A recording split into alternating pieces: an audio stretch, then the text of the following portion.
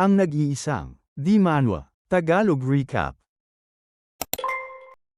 Sumailalim ang lalaki sa pagsusulit para sa Hunter Qualification Exam. Ang sumunod na nangyari ay nagulat pati ang mga nangungunang S-rank na elite sa buong mundo. Lahat ito ay dahil tinalo niya ang isang rising star sa mundo ng mga hunters gamit lamang ang kanyang kamao. Ang pangyayari ay nag-iwan sa bawat taga-suri ng matinding pagkabigla. Kahit ang pinakamalakas na miyembro ng isang S-rank guild ay hindi mapigilan ang pagnanais na personal na subukan ang hangganan ng kanyang lakas. Ang hindi nila alam ay ginugol ni Hyunsuk ang napakahabang 80 taon sa pakikipaglaban sa ibang mundo bilang isang hindi natatalo na spear god. Noong isang beses, pinatay niya gamit ng sarili niyang mga kamay ang demon god sa mundong yon. Pagkatapos niyang makumpleto ang kanyang misyon ay nahabol na rin siya ng kanyang pagod. Kaya humiling si Hyunsuk sa Diyosa. Hiniling niya na pangalagaan ang lahat ng kanyang mga alaala at karanasan at maibalik siya sa Earth. Pumayag ang Diyosa, ngunit ang bersyon niya sa Earth ay patay na. Kaya ilalagay niya ang kaluluwa nito sa isang bagong katawan. Sa sumunod na sandali, isang sinag ng liwanag ang bumagsak sa ibabaw ni Hyunsuk. Ang bago niyang katawan ay nasa bingit na ng kamatayan. Gayunpaman, naniniwala ang Diyosa na makakaranas siya ng ganap na bagong buhay sa pamamagitan nito. Nang ibinukas na muli ni Hyunsuk ang kanyang mga mata ay nasa Earth na siya. Ang mapahamak na ibang mundong yun ay nagdulot sa kanya ng walang katapusang pagdurusa. Ngayon na bumalik siya sa Earth, ang bagong katawan niya ay isang binatilyo lamang. Binuksan niya ang gripo sa kusina at nakita ang malinis, hindi kontaminadong tubig na dumadaloy palabas. Sa isang pindot lang, sumiklab ang apoy. Ito ang tunay na mahika. Pwede nang magpunta sa impyerno ang lahat ng salamangkero sa ibang mundong yon. Ang mas mahalaga pa ay nandito pa rin sa mundong ito ang paborito niyang pagkain, ang prenatong chicken cutlets. Ang tunay nitong tekstura ay nagpatulo ng luha sa kanyang mga mata. Ganito dapat ang lasa ng tunay na pagkain. Sa loob ng 80 taon ng walang tigil na pakikipaglaban ay hindi pa siya nakakakain ng maayos. Sa wakas, maaari na siyang mabuhay tulad ng isang karaniwang tao sa mundong ito. Hindi niya napansin ang mahinang pulang ningning na sumisilay sa labas ng bintana. Pumasok siya sa banyo at nag-shower ng matagal at komportable. Bagaman pakiramdam niya ay hindi pa rin siya sanay sa mundong ito, naniniwala siyang sa wakas ay abot kamay na ang mas magandang buhay. Ngunit nang walang babala, isang nakakatakot na mukha ang lumitaw sa labas ng kanyang bintana. Lubos siyang nabigla. Paanong may nabubuhay na ganito sa Earth? Ilang sandali ang lumipas, may narinig siyang anunsyo sa likuran niya, isang agarang paunawa. May lumitaw na corrosion rift malapit sa apartment complex. Iniutos sa lahat ng residente na agad lumikas papunta sa underground shelter. Wala siyang ideya kung ano ang tinatawag na corrosion rift, o kung ano nga ba talaga ang nangyayari. Ang sumunod niyang nakita ay lubos na nagpagulat sa kanya. Ilang halimaw na hugis tao ang nagsisiksikan na ang nakakapit sa salamin ng kanyang bintana. Malapit nang tumusok ng diretso rito ang kanilang matutulis na kuko. Nang muntik na silang makapasok, biglang lumingon si Chansok at tumakbo. Maliwanag na ngayon sa kanya. Hindi na ito ang mundong naaalala niya, at kailangan niyang makakuha ng mga sagot agad-agad. Nakakatakot ang pagkakahawig ng mga nilalang na ito sa mga halimaw na hinarap niya sa ibang mundo. Mabilis na pumunta si Chansok sa gilid ng bintana at palihim na sumabit nang hindi napapansin ng mga nilalang. Nang mawala na sila, agad siyang umakyat palabas ng bintana nang walang pag-aatubili. Inisip niya na ang pinakaligtas na gawin ay sundin ang mga tagubiling ipinalabas sa radyo at tumungo sa shelter. Doon niya napansin ang isang batang nakatayo sa kanyang harapan. Akala niya ay sasamahan siya ng bata nang mapagtanto niyang balak pala ng batang lalaki na puntahan ang mga halimaw. Sa murang edad ay matatag na ang mga mata ng batang ito. Sinabi pa nga niyang papaslangin niya ang mga halimaw at tinanong si Chansok kung gusto niyang sumama sa kanya. Hindi maiwasang malito ni Chansok. Talaga bang ganito kalakas ang loob ng mga bata ngayon? Sinabi ng bata na ganito na ang mundo sa nakaraang 13 taon.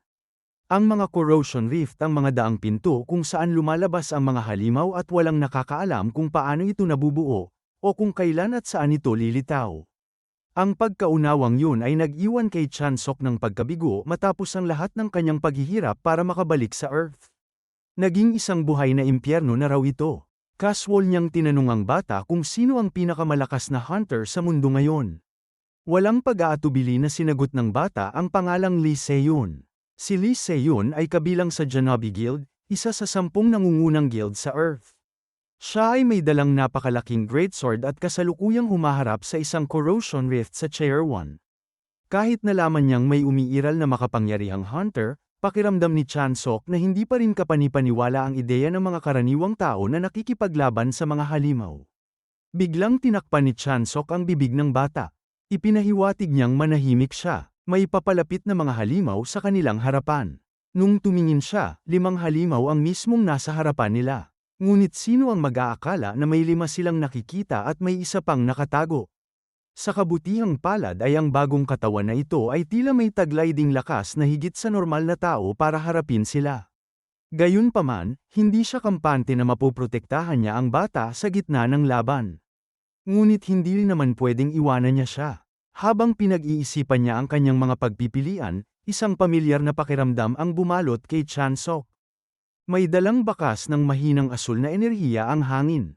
Ito ay mana. Sa sandaling yun, sigurado siya na ito ay eksaktong kapareho ng mundong dati niyang kilala. Sa sumunod na sandali ay sumiklab sa apoy ang isa sa mga halimaw. Ang pag-atake ay ginawa mismo ni Chansok.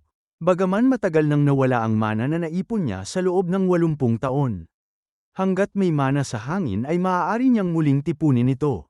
Ibig sabihin, magagamit pa rin niya ang kapangyarihang nakaukit sa kanyang kaluluwa.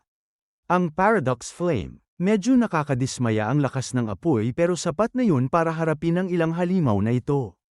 Napatitig sa kanya ang bata nang may paghanga. Hindi ko inakala na mayroon kang ganitong kakaibang kakayahan. Dahil dito ay naghanda pa nga ang bata na sumugod at tapusin mismo ang mga halimaw.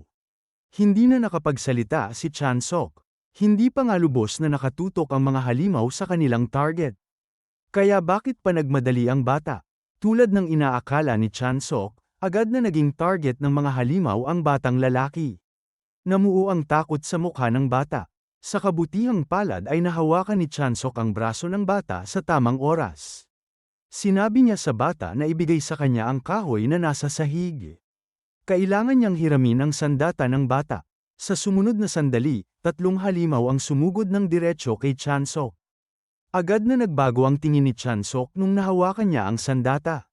Isang matalim na huni ang pumutol sa hangin nung inindayog niya ang kahoy. Kasunod nito, nahati ng pababa sa gitna ng kanilang katawan ang 3 halimaw. Sa sandaling yun, naramdaman ni Chansok ang pamilyar na pakiramdam ng kanyang mga nakaraang araw bilang si Spear God. Ang batang lalaki ay tuluyan ang natahimik sa nasaksihan niya. Sa kanyang mga mata, malinaw na hindi karaniwang tao si Chansok. Hinala niyang isa siyang hunter na nagtatago ng kanyang tunay na pagkakakilanlan. Ngunit sa kaloob-looban niya ay nagliliyab si Chansok sa galit. Ang payapang buhay na pinaghirapan niyang mabawi ay ganito na lang ang kinalabasan. Hindi nagtagal habang iritado ang kanyang ekspresyon. Dinala ni Chansok ang batang lalaki sa underground shelter. Agad nakilala ng ina ng bata ang kanyang anak sa unang tingin. Paulit-ulit niyang pinasalamatan si Chansok na nagsasabing siya ang nagligtas sa kanyang anak. Nang makita ang maayos at mamahaling kasuutan ng babae, sandaling napatigil si Chansok. Kaya pala sapagkat galing sa mayamang pamilya ang bata. Hindi nakapagtataka na napakayabang ng kilos niya. Sa sandaling yun, nagsimulang yumanig ng malakas ang buong gusali. Sa isang iglap, may halimaw ang sumira sa pintuan at pilit na pumasok sa loob. Nagtakbuhan ang lahat dahil sa takot. Ngunit nanatiling nakatayo si Chansok sa kanyang kinaroroonan. Lumingon ang batang lalaki at sumigaw sa kanya na tumakbo, sinabing kahit si Chansok ay walang pag-asa laban sa halimaw na ito. Ngunit hindi pa rin gumalaw si Chansok. Akala niya ay bumalik na siya sa isang pamilyar na mundo. Ngunit ngayon ay malinaw na walang pinagkaiba ang lugar na ito sa mundong yun. Tinanong niya ang batang nasa tabi niya kung bakit. Kahit na napakayaman ng pamilya niya ay gusto niya pa rin na maging hunter sa halip na magtago sa isang ligtas na lugar at mamuhay ng komportable. Sinabi ng bata na napaslang ang kanyang ama. Noong panahong yun, nagtatago rin ang kanilang pamilya sa isang kanlungan. Ngunit pinaslang pa rin ang kanyang ama ng mga halimaw. Mula noon, naunawaan ng batang lalaki na walang tunay na ligtas na lugar sa mundo. Kaya nanumpa siyang maging hunter, ang pinakamalakas na hunter, upang puksain ang lahat ng corrosion rift at iligtas ang mundo, kahit pa nakakatawa ito. Bago pa man niya ito matapos ay pinigilan siya ni Chansok. Ngumiti siya, isang ngiti na puno ng tahimik na katiyakan, at sinabi na ang batang lalaki ay magiging isang dakilang hunter balang araw. Ngunit sa kasamaang palad, hindi niya kailanman maililigtas ang mundong ito. Nang bumagsak ang mga salita ni Chansok ay desperadong hinila ng nanay ang bata, hinihikayat siyang tumakbo. Sa mismong sandaling yun, may malakas na sumabog sa likuran nila. Nang lumingon ang bata ay nagulat siyang matuklasan na ang halimaw na kinatatakutan ng lahat ay patay na, pinaslang ito ni Chansok gamit ng isang kamay lamang.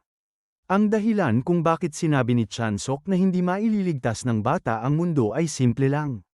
Dahil yun ang kanyang trabaho at marami na siyang karanasan sa pagkamit nito.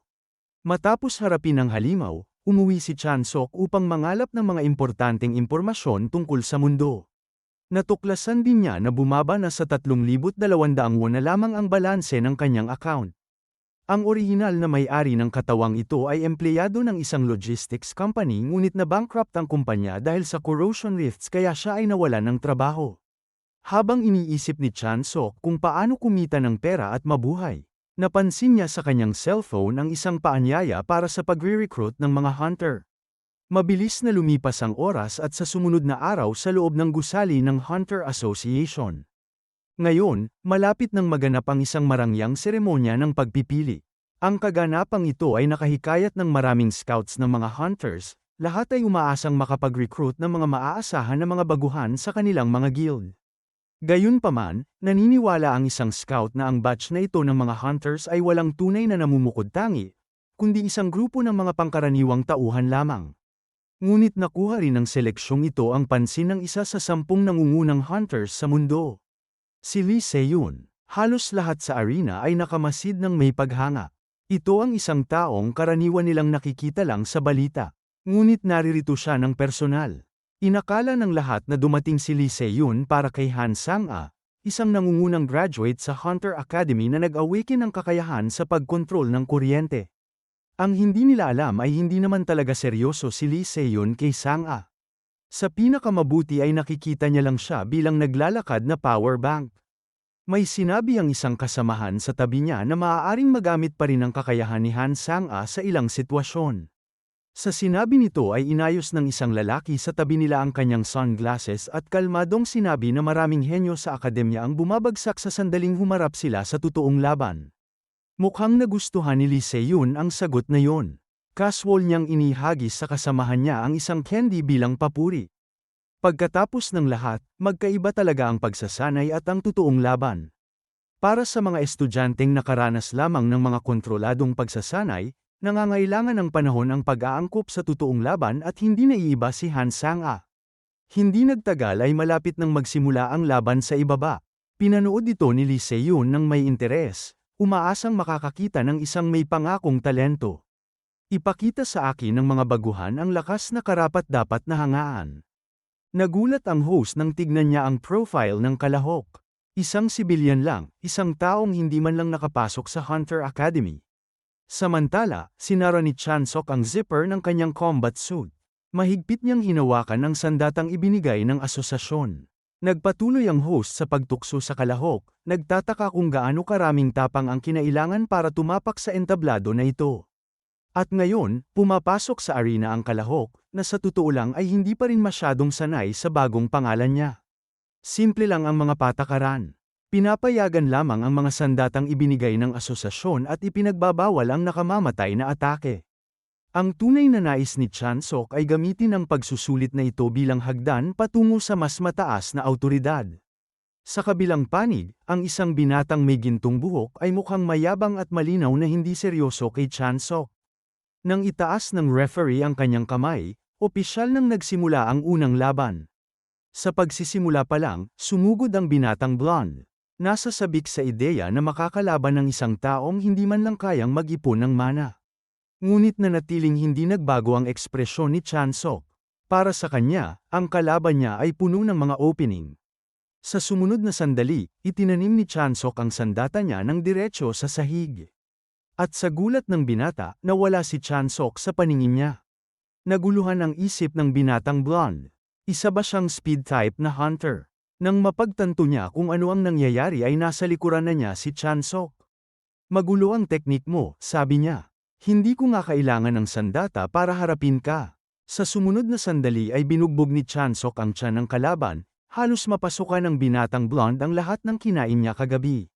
Sa sandaling malapit nang bumagsak ang kalaban niya ay umatras si Chansok at pinilit siyang tumayo muli. Sinundan ito ng isang mabagsik na uppercut na bumasag sa panga ng lalaki. Ang binatang blonde na kanina'y mayabang ay halos mawalan na ng malay.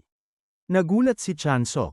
Alam niyang hindi niya katapat ang lalaki pero masyado namang mahina ito. Pinili niyang makipaglaban ng walang armas dahil baka masyadong masaktan ng sibat ang kalaban niya. Pagkatapos ng saglit na pag-iisip, huminahon si Chansok. Marahil baguhan lang ang bata. Malinaw na hindi ito ang karaniwang antas ng isang hunter, ngunit ang pangyayari ay nagpabigla kay Lee Se-yun at hindi siya makagalaw. Ano nga ba talaga ang lalaking ito? Agad niyang tinignan ang profile ni Chansok, isang empleyado lang ng logistics company. Ibinulong ng isang katrabaho niya na halos wala ng reserbang mana ang binata. Ang ganong kapangyarihan ay dapat ng mga ilangan ng maraming taong pagtitipo ng mana. Kung hindi, purong swerte lang yon. Ang paliwanag ay sinalubong lamang ng malamig na pagtahimik mula kay Lee Se-yun at isang candy na itinapon sa kanya. Sa tingin niya ay mas malamang na sadyang itinatanggi ni Chansok na mag-ipon ng mana. Sa sahig ng arena, ipinihit ni Chansok ang kanyang leeg na may bahagyang paninigas. Gayunpaman, kung gusto niyang patunayan ang kanyang lakas ay kailangan ng magtapos ang laban. Sa sumunod na sandali, nakatayo na siya sa tabi ng binatang may gintong buhok.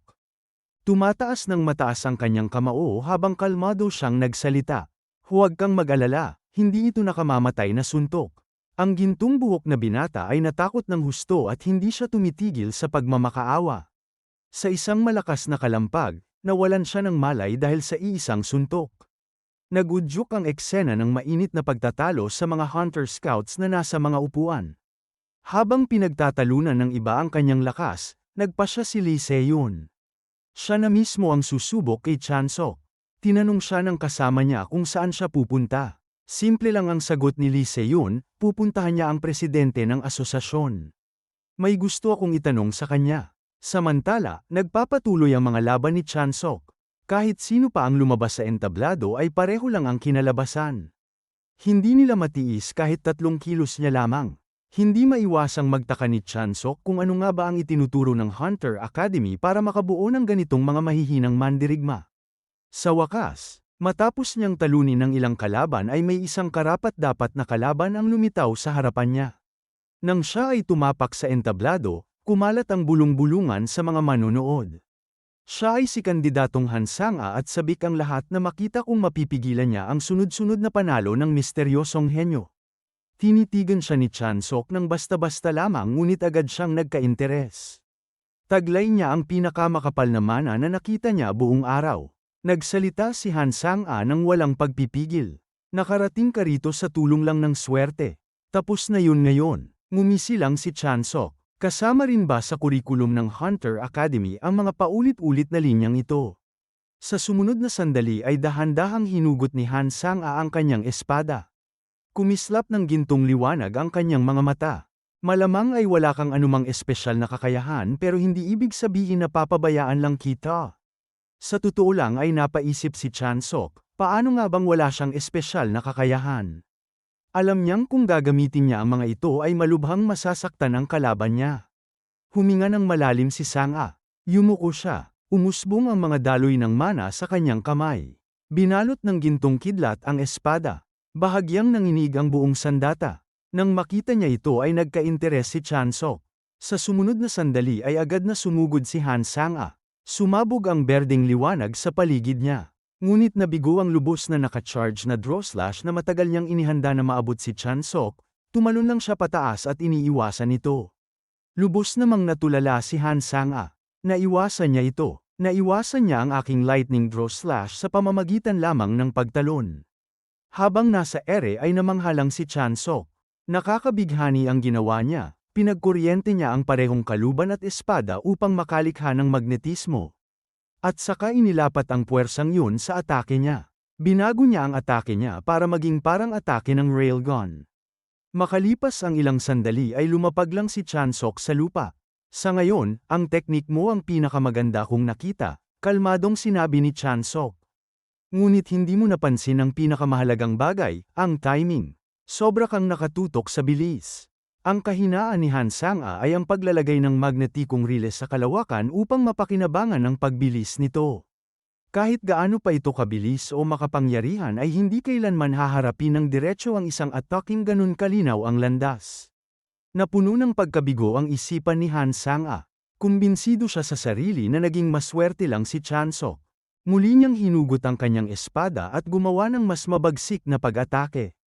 Kahit hindi ko gamitin yun ay kaya kitang talunin. Muli siyang nabigo sa katotohanan, madali lang na naiwasan ang kanyang mga atake. Isa kang hangal, malamig na sinabi ni Chansok. Kung naiwasan ko ang pinakamabilis mong atake, paano ako matatamaan ng ganito kasimple? Lubos na pinukaw ng mga salitang yun ang galit ni Han Sang-a kaya hindi na niya napigilan ang kanyang isipan.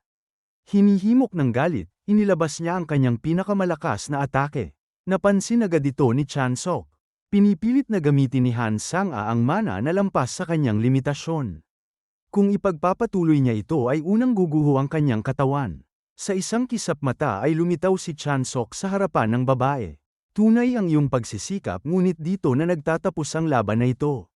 Bago kumilos, kaswol lang na ng asar si Chansok. Kung magsimulang sumakit, itaas mo lang ang kaliwang kamay mo. Sa sumunod na sandali ay isang maingay na kalampag ang umalingawngaw nang tumama ng malakas ang kamao niya sa tiyan ni Han Sang-a. Kahit hindi pa niya ginamit ang kanyang buong lakas ay napalundag ng malakas si Han Sang-a dahil sa hampas. Nang makita niya ito, sinundan ni Chansok ng sunod-sunod na mga suntok at walang awang tumama pa sa mukha ng babae. Sa wakas ay isang mabigat na suntok ang tumama ng diretso sa mukha niya. Pagkatapos ng suntok na yun ay unti-unti nang nanghina ang diwa ni Han Sang-a. Sa isang malakas na kalag ay bumagsak ang matagal nang inaabangang henyo. Hindi bilang kampyon, kundi bilang talunan.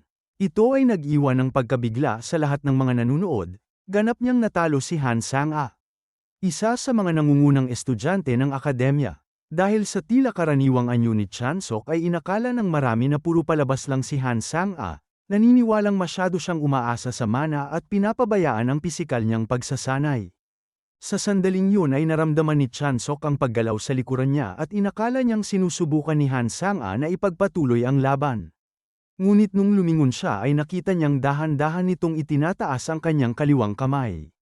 Ang buong katawan niya ay nanginginig na at halos hindi makatayo. Natuwa lang si Chansok sapagkat pabiro niyang sinabi na itaas ni Han Sang-a ang kaliwang kamay niya kung masakit na at ginawa niya nga ito, tunay ngang estudyante ng akademya. Samantala ay may isang trabahador ang nagmadaling lumapit sa referee. Bumulong ang lalaki sa tenga ng referee, na naging dahilan upang lalong maging seryoso ang mukha ng referee. Makalipas ang ilang sandali ay inanunsyo ng referee na may pagbabago sa schedule ng laban. Ang nagwagi na si Chansok ay magpapahinga muna sandali. Naguluhan si Chansok, hindi pa ba tapos ang laban, bakit pa siya sinasabihan na maghanda muli? Sinagot ng mga sumunod na salita ng referee ang katanungan niya. Susunod, ang nagwagi na si Chansok ay lalahok sa isang espesyal na laban kontra sa isang aktibong hunter. Ang laban na ito ay personal na inaprubahan ng presidente ng asosasyon at kumpleto na ang lahat ng paghahanda. Binaling ng lahat ng tao ang tingin nila sa malaking screen at nung lumabas ang pangalan AAY sumigaw ang madla. Pinakunot ni Chansok ang kanyang mga mata. Hinuhusgahan na ang kalaban niya na isang bihasang veterano, isang espesyal na laban, lumabas ba siya para subukan ang aking lakas? Hindi ito ang unang beses na nakakita si Chansok ng ganito, kahit na nung siya ay nasa ibang mundo. Umalingawngaw ang matalim na kiss-kiss habang hinihila ang bakal sa sahig ng arena. Chansok ang pangalan mo, hindi ba? Sabi ng babae. Ako si Lee Se-yeon, susuriin ko kung may iba ka pang itinatago na kakayahan. Kalmado ngunit mabigat ang kanyang tingin, masyadong maliit ang entablado na ito para sa'yo. Interesado ka bang makipaglaban sa akin? Kung pakiramdam mong hindi mo kaya ay pwede kang tumanggi at maiintindihan ko naman dahil medyo biglaan ito. Nang makita ni Chansok kung sino yun ay nakagawa siya ng mapait na ngiti. Ito ay si Lee Se-yeon, ang isa sa 10 nangungunang hunter na nabanggit ng batang yun. Mas mahalaga pa ay ang kapanatagan at ang pressure na ipinapamalas ng babae ay hindi pagkukunwari. Siya ay isang tunay na propesyonal na hunter na nakaligtas sa hindi mabilang na laban. Sa kasalukuyang katawan ni Chansok ay kahit na gamitin niya ang sibat ay mahihirapan siya sa harapan na pakikipaglaban. At gayunpaman, sa hindi maipaliwanag na dahilan ay yumuko pataas ang sulok ng bibig ni Chansok. Kung gusto mong subukan ang aking lakas ay sige lumapit ka lang. Sandaling napatigil ang referee sa tabi nila. Hindi ka ba magpapahinga muna? Napansin ni Lee Se-yun ang hindi matatawarang fighting spirit sa mga mata ni Chansok at bahagyang ngumiti. Mukhang kapareho mo ako. Ngumiti lang pabalik si Chansok at namuo ang pananabik sa kanyang dibdib. Kung ganun ay hayaan mong makita ko kung karapat-dapat ba ng aking pagkilala ang pinakamalakas sa mundong ito. Sa sumunod na sandali ay kumilos silang dalawa at sumiklab ang isang mabagsik na labanan. Natulala ang lahat ng mga nanunood dahil sa kanilang sagupaan. Kahit ang referee ay pinapawisan na, hindi sigurado kung paano magkomento sa kanyang nakikita. Matapos pigilan ng isang atake ni Lee Se-yun ay hindi nagpakita ng kahit kaunting kadalian si Chansok dahil malinaw niyang nararamdaman kung gaano kalakas ang babaeng ito. Ang napakalakas na puwersang yun ay nasa katawan ng isang babae. Walang duda na kaya niyang tapatan ang sinumang lalaking hunter. Sa sumunod na sandali, upang makawala sa walang hampay na pag-atake, pinaikot ni Chansok ang pulso niya, pinaikot ang sibat sa palad niya at sapilitang pinigilan ang pag-atake ng kalaban. Ibinuhos ni Chansok ang buong lakas niya sa atake na yun kaya napilitan si Lee Se-yun na umatras ng malayo. Gayunpaman, nanatili pa rin siyang kalmado, malinaw na sinusuri pa rin niya si Chansok habang pinipigilan ang tunay niyang kapangyarihan. Kumpara kanina ay kapansin-pansin ng bumagal si Chansok matapos ang matagal na pakikipaglaban sa S-rank na hunter. Ngayon ay kitang-kita na ang pagod sa mukha ni Chansok, hindi naman dahil sa kulang si Lee Se-yun sa mga opening, hindi lang talaga kayang makasabay ng katawan niya ngayon sa mga likas na pakiramdam sa pakikipaglaban na hinubog ng di mabilang na labanan ng buhay at kamatayan.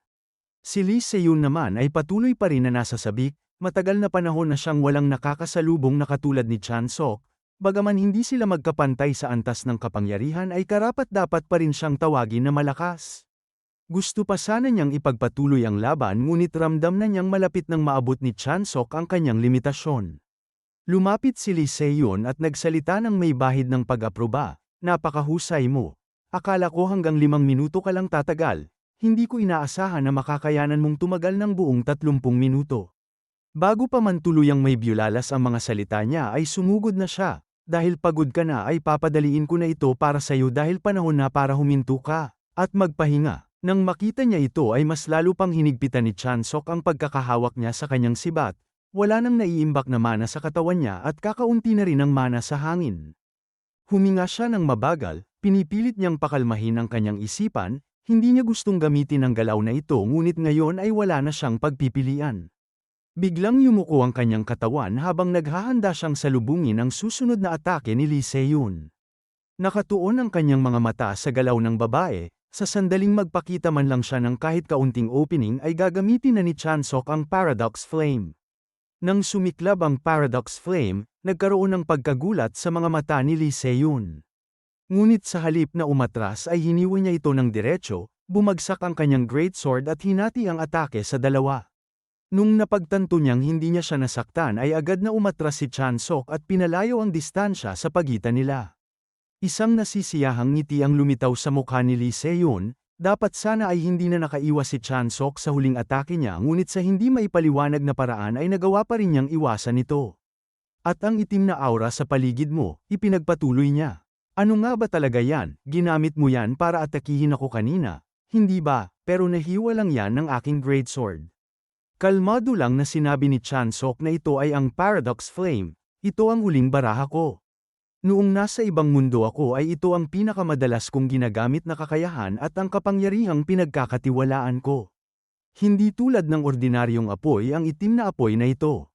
Ang dahilan kung bakit buo pa ang damit ko ay dahil hindi nito sinusunog ang pisikal na bagay. Sa halip ay sinusunog ng bawat apoy ang mga abstraktong konsepto na itinatalaga kong panggatong. Sa kasalukuyang kakayahan ko ay hindi ko kayang sunugin ang mga konseptong may matataas na punto ng pag-aalab tulad ng pagkakakilanlan, alaala, o dahilan. Sa sumunod na sandali ay sumugod na si Chansok, mabagsik na umikot sa kanyang mga kamay ang kanyang sibat na naglabas ng matinding ungal at sa ngayon ay ang natatanging bagay lang na kaya niyang sunugin ay ang kanyang sariling pagod. Talagang nagulat si Lee Seon sa pagbabago na nakita niya. Ang iyong bilis ay mas mabilis pa kaysa dati, pinipigilan mo pa ba ang sarili mo habang nakikipaglaban sa akin? Hindi pinansin ni Chansok ang mga salita ng Hunter, nag-blur ang kanyang anyo na parang nag-teleport at agad na lumitaw sa harapan nito, sabay na inindayog ng maraming beses ang kanyang sibat sa iisang galaw. Hindi makapaniwala ang mga mata ni Lee Seon, nabawi mo ang iyong lakas sa napakaikling panahon, paano yun naging posible? Nang matapos siyang magsalita ay naglaho si Lee Seon sa arena na may matalim na huni. Sa sumunod na sandali ay muli siyang lumitaw sa harap ni Chansok sa bilis na halos hindi niya makita, sabay na umindayog ang dalawang sandata, nagbanggaan ang mga bakal sa mabilis at nag-uugong palitan. Habang nagpapatuloy ang laban ay nagsimulang maramdaman ni Lee Seon na may mali, patuloy na nag-uugoy ang kakapalan ng mana sa hangin, ngunit nanatiling hindi nagbago ang pormasyon ng arena. Kaya ito ay nag-iiwan lamang ng isang posibleng paliwanag. Lahat ng ito ay sanhi ng paradox flame ni Chansok, tulad ng karaniwang apoy na naglalabas ng enerhiya sa pamamagitan ng pagsunog ng mga bagay, ang paradox flame ay naglalabas ng mana sa pamamagitan ng pagkonsumo ng mga abstraktong konsepto. Ginamit ni Chansok ang mana para sindihan ang paradox flame at sinunog naman ng apoy ang kanyang pagod para makalikha pa ng mas maraming mana. Nakakagawa ito ng isang siklo na nagpapanatili sa sarili niya. Sinunog ang pagod, na-convert sa mana, at muling sinindihan ng manang iyon ang apoy ng paulit-ulit. Sa madaling salita ay dalubhasa si Chansok sa matagalang labanan, habang tumatagal ang laban ay mas lalo pang lumalala ang kalagayan ng kanyang kalaban habang siya ay nananatiling nasa parehong kalahating pagod na balanse at patuloy na nakikipaglaban. Sa sandaling yun ay biglang lumitaw si Lee Seon sa harapan ni Chansok at inindayog ang kanyang espada na may matalim na kalansing ng metal, nabasag ng kanyang hampas ang sahig ng arena ngunit hindi pa rin natamaan si Chansok. Dahan-dahang itinaas ni Lee Seon ang kanyang ulo, kalmado ang tono, ngunit mabigat ang pressure nito, talaga bang balak mong magpatuloy? Lumabas si Chansok mula sa makapal na alikabok, sa sandaling yun ay para siyang nakakapit ng mahigpit sa binti ng iba at ayaw niyang bumitaw. Tumawa lang siya, plano kong gawin itong digmaan ng atrisyon mula pa sa simula at ngayon ay sinasabi mong sumuko na ako. Kaya ko pang magpatuloy ngayon, alam mo yan, hindi ba, pang-aalipusta niya, kaya sabihin mo, karapat-dapat ba sa'yo ang isang taong kasing walang hiya ko? Sa wakas ay lumitaw na ang pagod sa mga mata ni Lee Seon. Sinadya niyang pigilan ang kanyang lakas para makipaglaban kay Chansok sa magkaparehong antas. Kung seryoso siyang lalaban ay natapos na sana ang laban sa isang atake lang. Wika niya habang pantay ang boses, hindi niya akalaing may makikita siyang isang taong ayaw matuto kung kailan dapat huminto.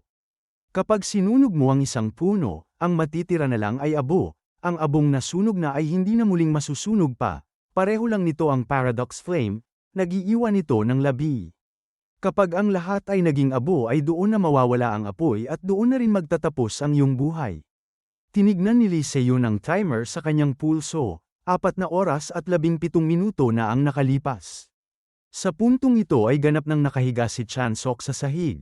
Tumingin lang pababa si Lee Seon at nagtanong, matagal na rin ang iyong itinagal, gusto mo pa bang magpatuloy? Sumuko na si Chansok nang walang pag-aatubili, pabayaan mo na ako. Kung magpapatuloy pa ito ay talagang mamamatay na ako. Sa kanyang pagsuko ay opisyal nang idineklara ang nanalo sa laban at yun ay si Lee Seon. Inabot ni Lee Seon ang kamay niya sa loob ng kanyang damit at inilabas ang isang lollipop. Nung lumitaw ito ay nanlamig sa takot ang mga tauhan niya. Casual niyang itinapon ang lollipop patungo kay Chansok at kasama nito ang isang business card. Yan ang iyong gantimpala sa lahat ng pagsisikap mo, sabi niya. Nandyan din ang card ko kaya siguraduhin mong tatawagan mo ako. Tinignan ni Chansok ang card, nakasulat dito ang partner Hunter Janabi LLC Team 3 Headhunter Lee Seon. Hininaan niya ang boses niya, pag-usapan natin ang mga detalye mamaya, tawagan mo ako pagkatapos mong magpahinga. Lumipas ang 2.5 oras ay kinakain na ni Chansok ang lollipop. Hindi siya makapaniwala sa smart device na hinahawakan niya dahil sa orihinal na panahon niya ay ang patunay na pagkakakilanlan ay mga manuskritong dokumento. Ngunit ang cellphone na ito ay kayang gawin ng sabay-sabay ang authentication, pagbebenta ng second-hand na kagamitan, kalakalan, pagmemensahe, at pagtawag. Pinapaalala nito sa kanya ang mundong dati niyang tinitirhan kung saan ito ay parang mahiwagang komunikasyon para sa malayong distansya. Biglang may isang malaking lalaki ang lumapit sa kanya. Ikaw ba si Hunter Chan-sok? Mas gwapo ka ng personal kaysa sa kamera.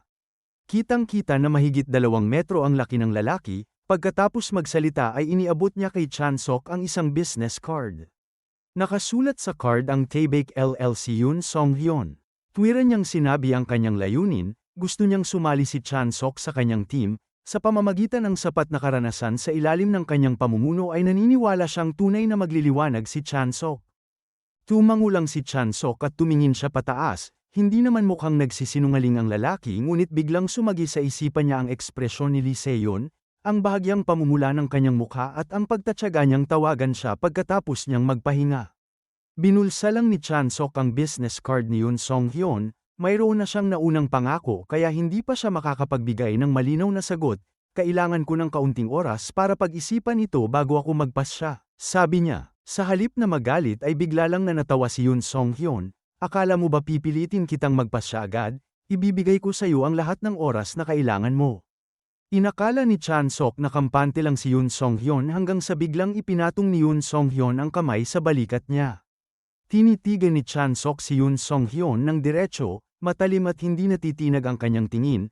Sinabi lang ni Yoon Song-hyun sa kanya na pag-isipan niyang mabuti at idinagdag na may tiwala siya kay Chan-sok bilang isang matalinong lalaki. Pagkatapos noon ay lumingon lang si Yoon Song-hyun at umalis na, iniwan si Chan-sok na tahimik lang na nakatayo. Ang ikinagulat ni Chan-sok ay kung gaano kadirekta ang lalaki, yun mismo ang nakakumbinsi sa kanya na hindi siya sasali sa guild na yun at hindi niya rin ito pag-iisipan pa. Pagkalipas ng 10 minuto ay tinawagan na ni Chan-sok si Lee Se-yeon at tinanong kung saan niya siya mahahanap. Agad siyang pinadalhan ng address, isang maliit na silid sa ikalawang palapag ng gusali ng Hunter Association. Nang makarating si Chan-sok sa ikalawang palapag ay nakita niya ang isang tindahan na tinatawag na The Hut na eksakto sa inilarawan sa kanya. Masigla siyang sinalubong ng mga staff sapagkat pagkatapos ng lahat ay isa na ngayong kilalang tao si Chan-sok. Maligayang pagdating sa The Hut, ang taong nasa loob ay matagal ka nang hinihintay. Nang marinig ni Lee Se-yeon ang mga yapak, lumingon siya at kumaway para lapitan siya ni Chan-sok. Nagulat siya na dumating ng napakaaga ni Chan-sok at tinanong kung mayroon bang nangyari. Maikling inilarawan ni Chan-sok ang kanyang karanasan, sinubukan siyang i-recruit sa isang guild ng isang napakalaking lalaki. Nanatiling kalmado si Lee Se-yeon, siguradong yun si Yoon Song-hyun mula sa Taebake Guild. Kapag ipinakita na niya ang interes sa isang tao ay karaniwang umaatras na ang ibang guild.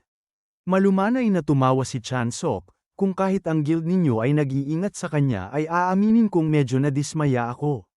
Sa kanyang gulat ay hindi siya sinubukang i-recruit ni Lee Se-yeon, sa halip ay tinanong niya kung ano sa tingin mo ang pagtatrabaho ng hindi kabilang sa anumang guild. Ibig kong sabihin ay bilang isang freelancer. Agad itong nakatawag pansin kay Chan-sok, malinaw na iba ang pag-iisip ni Lee Se-yeon kumpara sa iba. Iminungkahi niyang hindi naman kailangang maging miyembro ng guild para makilahok sa mga misyon ng mismong guild. Idinagdag pa niya na malamang ay entry-level na posisyon lamang ang inihahandog ni Yoon Song-hyun kay Chan-sok. Ibinagsak ni Chan-sok ang kanyang kamay sa lamesa. Ano nga ba talaga ang isang partner hunter? Kaya sinimulan na ni Lee Se-yeon na magpaliwanag, karaniwang nahahati ang mga hunters na kaanib ng guild sa 3 ranggo, entry-level, senior at partner hunters. Ang mga entry-level at senior hunters ay nagtatrabaho sa mga koponan na pinamumunuan ng isang partner-level hunter at pwedeng ituring na mga empleyadong nabibigyan ng sahod. Samantala, ang mga partner hunters ay may hawak na shares ng guild sa halip na kumita ng nakapirming sahod. Nakakatanggap sila ng bahagi sa kabuuang kinita ng guild kaya halos ginagawa silang co-owners nito. Ang buong sistema ay tunog na tunog ng isang law firm. Narinig ni Lee Se-yeon na noong unang itinatag ang mga guild ng hunters ay hinugis ang kanilang estruktura ayon sa mga legal na practice. Sa tingin niya ay hindi naman kailangang sumali ni Chan-sok sa isang guild at umakyat mula sa entry level hanggang maging senior hunter ng hakbang-hakbang para lang maging partner hunter. Naintindihan ni Chan-sok ang ibig niyang sabihin, basta't makabuo siya ng sapat na reputasyon at makamit ang mga resulta na hindi pwedeng baliwalain ng mga tao ay kusang hahanapin siya ng mga guild. Malinaw na ikinatuwa ni Lee Se-yun ang pagkaunawang yun, pakiramdam niya ay walang balakid sa pakikipag-usap kay Chan-sok, ang ikinaguguluhan lang ni Chan-sok ay ang nakasanayan ng babae na magbigay sa kanya ng candy dahil simula nung umupo siya ay dalawa na ang naibigay sa kanya. Gayunpaman ay may praktikal siyang problema, walang koneksyon si Chan-sok at wala siyang pinagkukunan, paano niya makukuha ang kahit anong disenteng komisyon, kaya parang isa na itong matarik na labanan mula pa sa simula. Hindi na lang yun pinansin ni Lee Se-yun at sinabing hindi yun problema dahil matutulungan niya siya sa bahaging yun at gagawin niya ito ng libre. Lalo lang itong nagdulot ng pagdududa kay Chan-sok, walang free lunch sa mundo kaya direkta niyang tinanong, bakit mo ako tinutulungan ng ganito? Ipinasok ni Lee Se-yun ang kamay niya sa loob ng folder, sa hinaharap ay kapag nakamit mo na ang sapat na kasikatan at nagsimulang magunahan ng mga guild para kunin ka ay gusto ko lang na maalala mo na minsan ay may isang babaeng tumulong sa'yo. Para bang gusto niya lang na magkaroon ng utang na loob si Chan-sok sa kanya. Dahan-dahan niyang itinulak ang folder patungo kay Chan-sok, gusto mo bang silipin, kung tatanggapin mo man o hindi ay nasa sayo na ang desisyon. Binuksan ni Chan-sok ang folder at sinimulan na niya itong basahin. Ito ay isang komisyon mula sa lungsod ng Incheon na nakatuon sa isang lugar na tinatawag na Isla ng Gyeongdo. 2 taon na ang nakalipas nung sinubukan nilang alisin ang isang corrosion reef doon pero nabigo sila kaya ito ay naging corrosion zone. Akala ni Chan-sok na ang trabaho niya ay ang harapin mismo ang corrosion reef pero sa halip ay tungkulin niya lang na magpatrolya sa isla ng Gyeongdo, magbantay para sa anumang bagong rifts at alisin ang mga ito kung may lilitaw. Naka-schedule ang misyon 1 buwan mula ngayon na may paunang bayad na 5 milyong won at karagdagang 15 milyon kapag sila ay nagtagumpay. Itinapon lang ni Chan-sok ang mga dokumento sa lamesa, kung iisipin niya ang panganib sa buhay niya ay malayo pa sa pagiging bukas palad ang bayad sa kanya.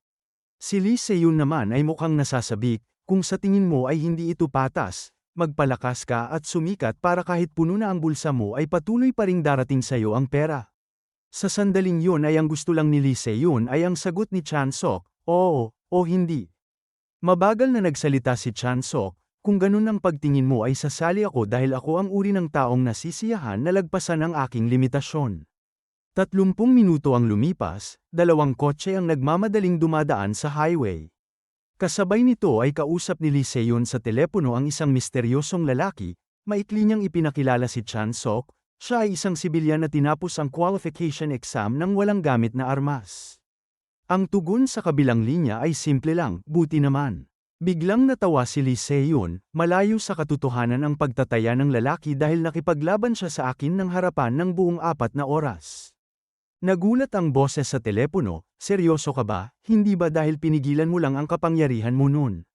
Naglabas si Lee Se-yun ng malamig na tawa, isa akong veteranong hunter na may mahigit 1 dekada ng karanasan sa pakikipaglaban, karanasan na nakuha sa pag-survive sa mga impyernong kapaligiran kaya ayon sa lahat ng lohika ay dapat pinaglaruan ko lang siya. Sa halip ay napilitan akong labanan siya ng mahigit 4 na oras. Isang kaisipan ang dumaan sa isip niya, kahit mabigyan pa siya ng isa pang pagkakataon sa buhay ay hindi na siya muling makakatagpo ng halimaw na katulad ni Chan-sok. Pagkatapos ng maikling pag-aatubili ay sumagot ang lalaki ng kahit gaano mo siya kataas na tignan ay malinaw na nangangailangan ang misyon ng mga hunter na may dalubhasa ng karanasan sa larangan. Kahit kahanga-hanga ang kanyang mga abilidad ay kaya niya bang makipagpaligsahan laban sa grupo ng mga veterano. Sinabi ni Lee Se-yun sa kanya na huwag siyang mag-alala dahil itinalaga na niya ang isang taong may maraming karanasan para makatrabaho si Chan-sok. May karagdagang katanungan pa ang lalaki. Paano kung balang araw ay marating na ng batang yun ang antas mo? Ngumisi ng malamig si Lee Se-yun, pwedeng hindi ka magiging komportable pero kailangan mo lang yun natisin. Tapat ang kanyang sagot, kung makakahabol si Chan-sok sa antas ko ay baka hindi na rin siya matatalo ni boss. Lumipat ang eksena 1 buwan bago ang misyon. Noong panahong yun ay nag-order si Chan-sok ng isang package online, hindi tumigil sa pagrereklamo ang delivery driver, sobrang bigat nito, ano ba ang in-order ng bumili? Pagkatapos iwanan ang package sa pintuan ay nagmadali na ang driver papunta sa susunod na delivery. Nang tumahimik na ang pasilyo ay binuksan na ni Chan-sok ang pintuan at kinuha ang package. Hindi nagtagal ay isang mahabang itim na kahon ang nakahiga na sa kanyang lamesa, ang sandatang binili niya online. Sa isang matalim na click, binuksan ni Chan-sok ang mga kandado gamit ang pareho niyang mga kamay. Nang makita niya ang sandata sa loob ay bahagyang lumaki ang kanyang mga mata, halos hindi kapanipaniwala ang disenyo nito. Sa bawat anggulo ay akmang-akma ang sibat sa inaasahan ni Chansok, hindi dapat ito magdudulot ng anumang problema sa labanan.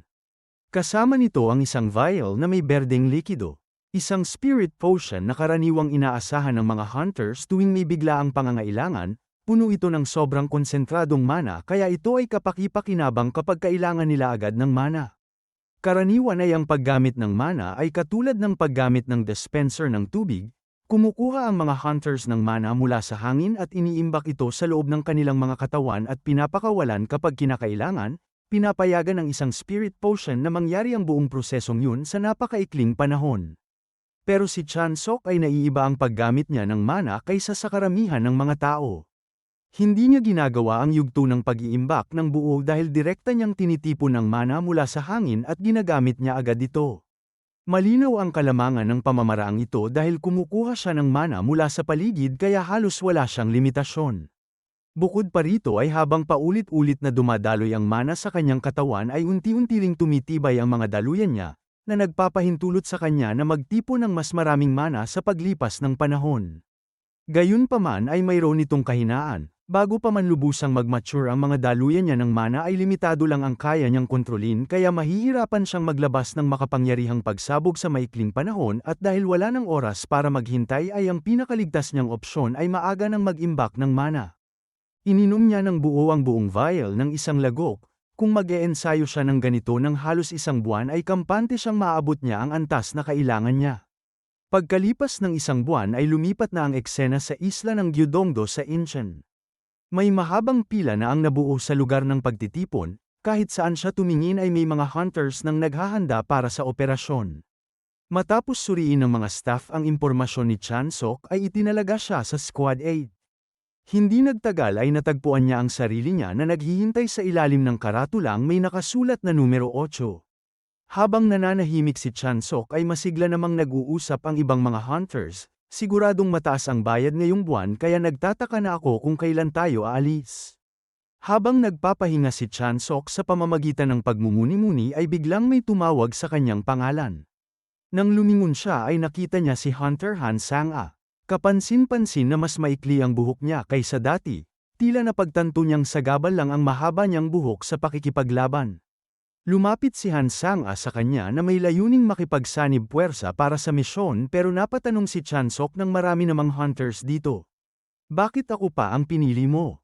Tapat na sumagot ang babae, naniniwala siyang malakas si Chansok at sa pamamagitan ng pagtutulungan ay nais niyang obserbahan at matuto mula sa estilo niya sa pakikipaglaban.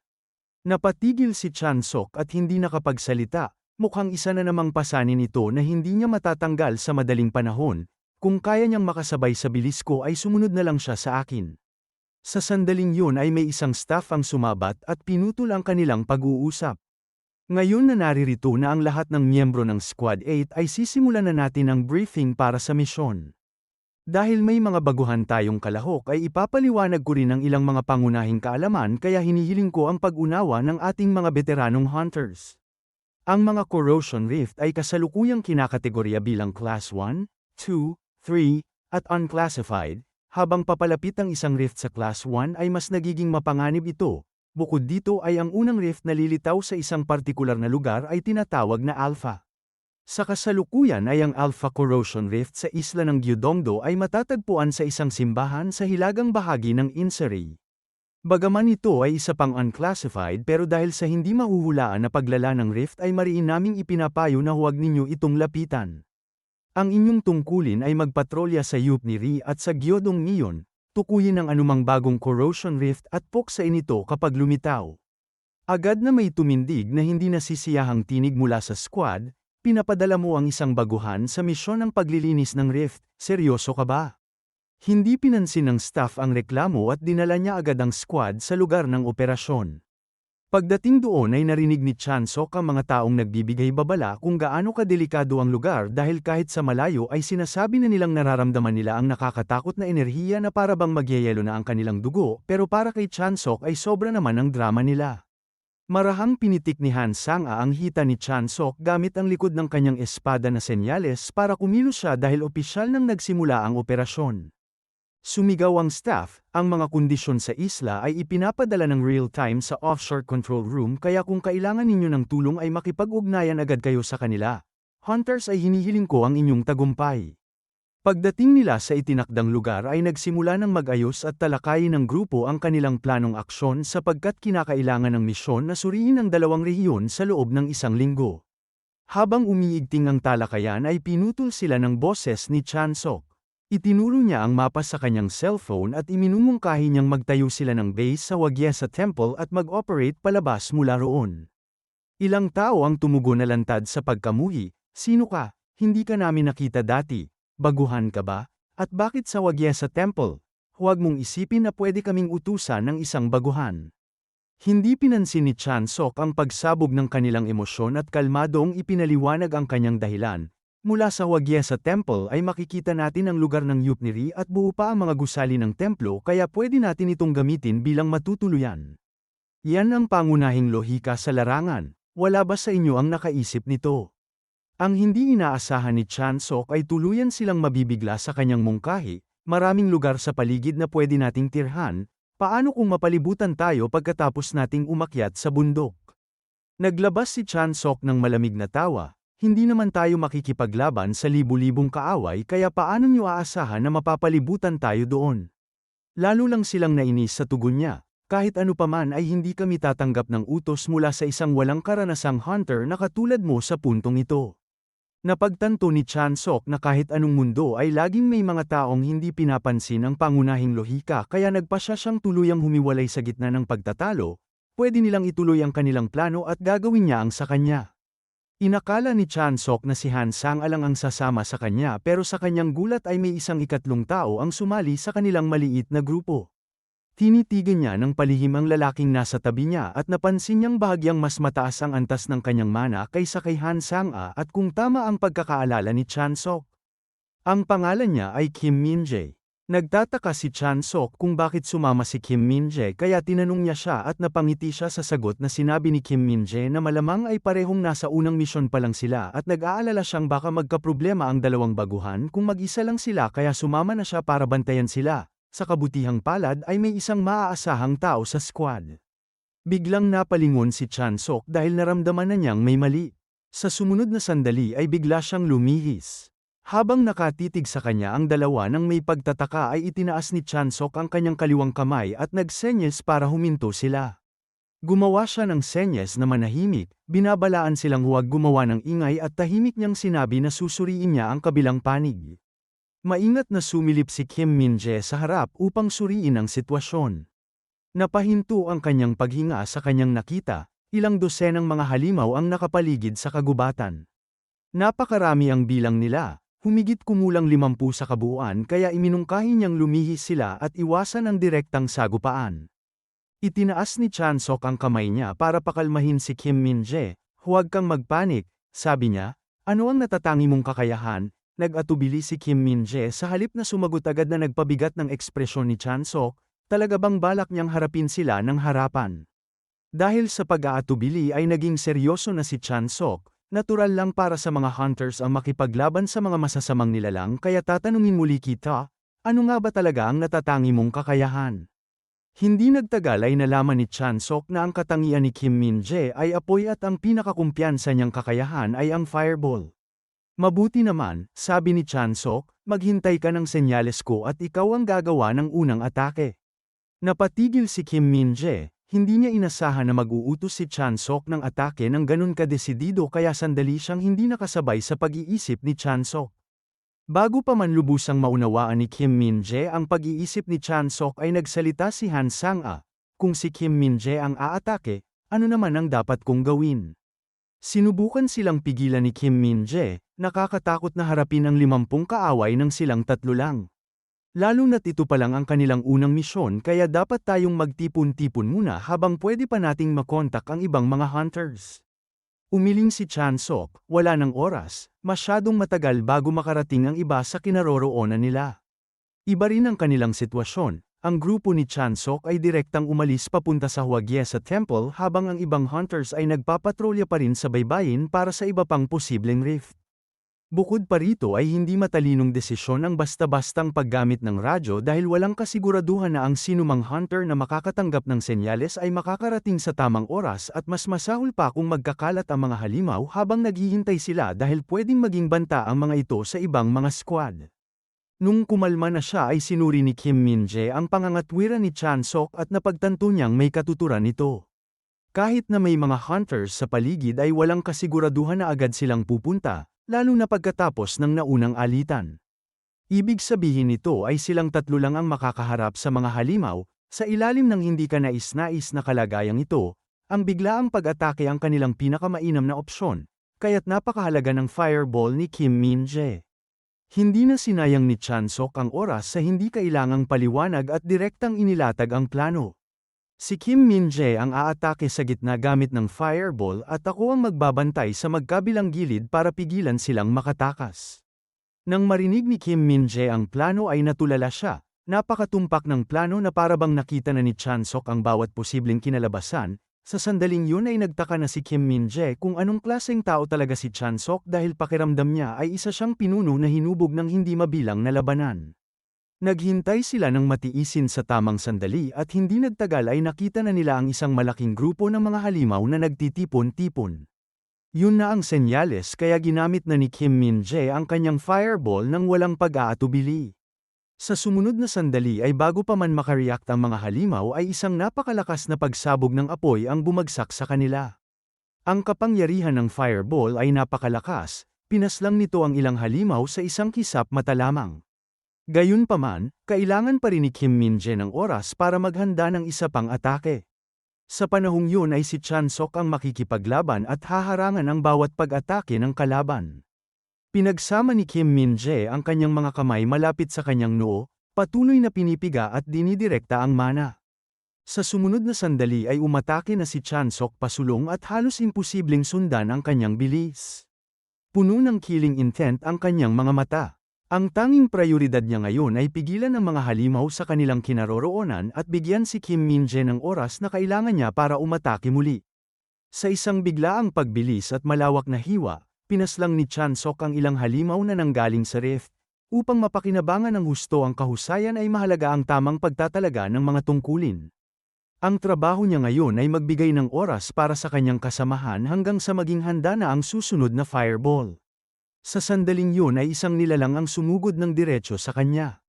Binaliwala lang ni Chan-sok ang atake ng kalaban, inindayog niya ang kanyang sibat sa malawak na arko at nahulog pa ang ilang mga halimaw sa isang galaw niya lang, hindi niya papayagang lumapit ang alinman sa kanila kay Kim Min-jae.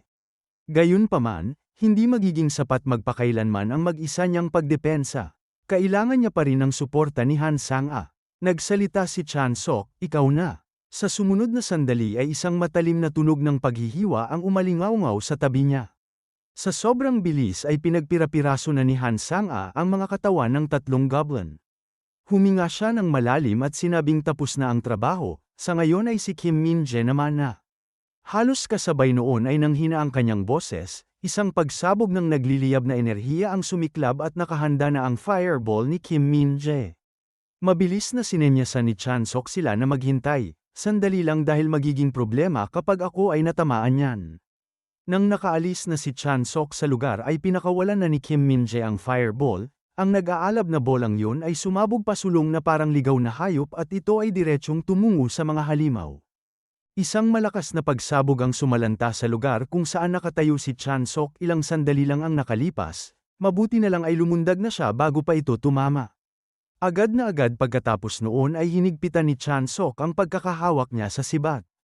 Sa kaguluhan kasunod ng pagsabog ay sinubukan ng dalawang halimaw na tumakas pero hindi sila pinayagang makatakas ni Chan-sok.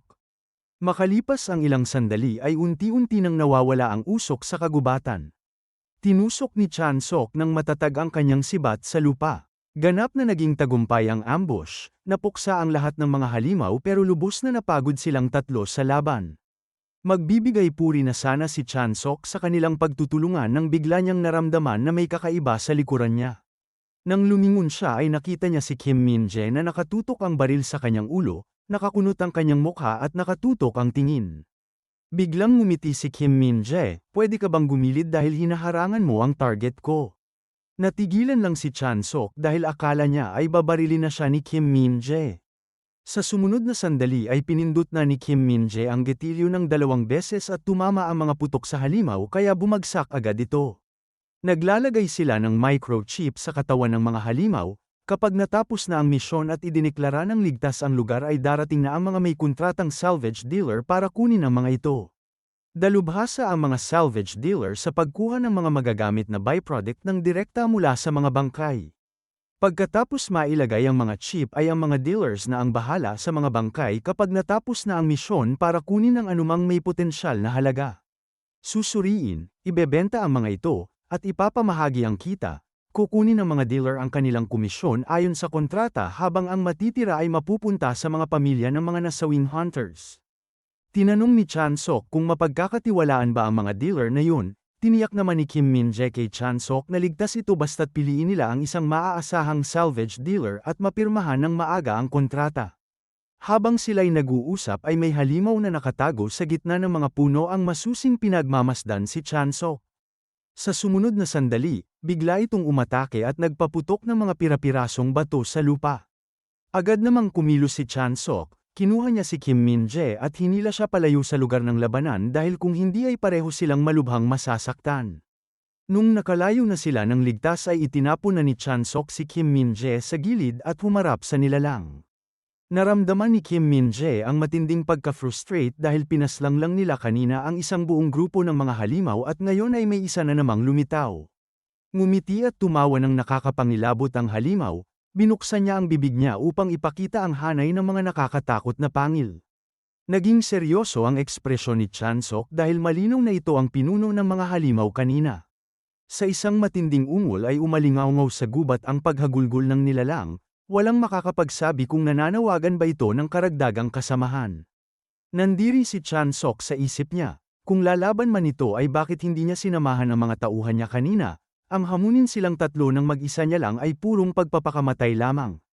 Naglabas ang pinunong paniki ng matalas at matinis na tawa, nararamdaman ni Chan-sok ang pagdaloy ng mana sa loob nito, iba ang antas nito kumpara sa mga karaniwang halimaw. Sumigaw si Chan-sok sa kanyang mga kasamahan na umatras na sila, iniutos niyang huwag silang mangialam dahil siya na lang ang haharap dito, ang kapangyarihan ng nilalang ay labis na makapangyarihan, kung maaabutan sila nito ay walang makakatakas sa kanila. Nanigas ang dalawa dahil sa normal na sitwasyon ay ang ganitong klaseng halimaw ay nangangailangan na pagtutulungan ng tatlo para mapabagsak.